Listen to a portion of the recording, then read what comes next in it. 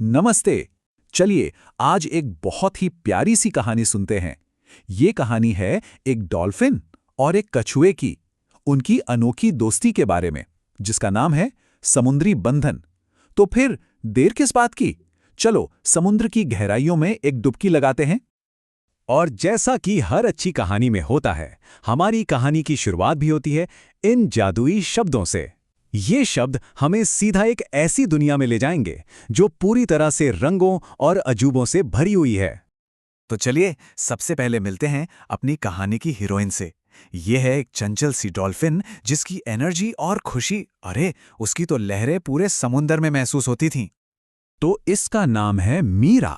अब मीरा जो थी वो बहुत ही ज्यादा क्यूरियस, मतलब जिज्ञासु थी, और खेलने के लिए तो बस हमेशा ही तैयार। उसका घर वो था प्रवाल भित्ति के पास, और ये जगह इतनी खूबसूरत थी, मतलब रंग बिरंगी मछलियां, चमकीले पौधे, क्या कुछ नहीं था वहां। मीरा को जो चीज़ सबसे ज़्यादा पसंद थी वो थी समंदर की सतह से ऊपर उछलना और हवा में कालाबाजियां करना। उसे ना बिल्कुल ऐसा लगता था जैसे वो कुछ देर के लिए उड़ रही हो, और यही तो था उसका स्वभाव, बिल्कुल आज़ाद और चंचल। और बस यहीं से कहानी में आता है एक नया मोड़, एक ऐसी मुलाकात जो मीरा की जिंदगी को हमेशा हमेशा के लिए बदलने वाली थी। तो हुआ यूं कि एक दिन मीरा अपनी ही मस्ती में गोते लगा रही थी। तभी उसे किनारे के पास कुछ अजीब सा दिखाई दिया। एक छोटी सी गोल सी कोई चीज जो एक समुद्री पौधे में फंसी हुई थी। अब मीरा तो ठहरी जिज्ञासु, वो भला कैसे रुकती। वो फौरन देखने के लिए पास चली गई। और जब वो पास गई तो क्या देखती है कि वो तो एक छोटा सा कछुए का बच्चा था जो बेचारा डरा हुआ था। मीरा ने बहुत प्यार से, बहुत नरमी से अपनी थूथुन से उस पौधे को हटाना शुरू किया, और बस थोड़ी सी कोशिश के बाद वो छोटा सा कछुआ आजाद हो गया। और पता है, उस प्यारे से छोटे से कछुए का नाम था टिल्लू।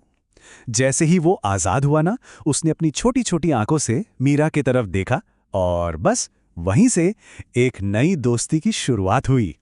तो अब कहानी उस हिस्से में पहुंचती है जहां ये दो बिल्कुल अलग अलग स्वभाव वाले दोस्त एक अटूट बंधन में बंध जाते हैं।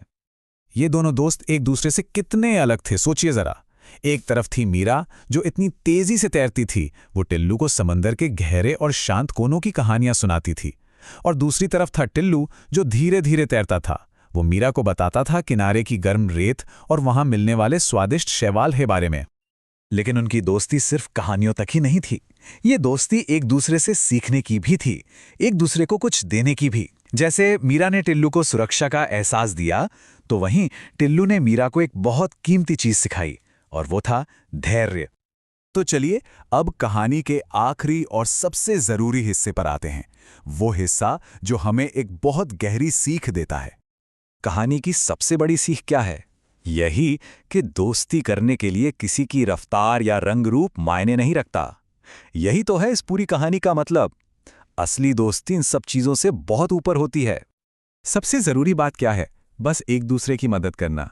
मीरा और टिल्लू की दोस्ती हमें यही तो सिखाती है कि दया और एक दूसरे का साथ देना, यही किसी भी रिश्ते की असली बुनियाद है। और इसी प्यारे से सवाल के साथ हम आज की ये कहानी यहीं खत्म करते हैं। जरा सोचकर देखिए, इन दोनों दोस्तों के आगे और कितने रोमांचक सफर हो सकते हैं।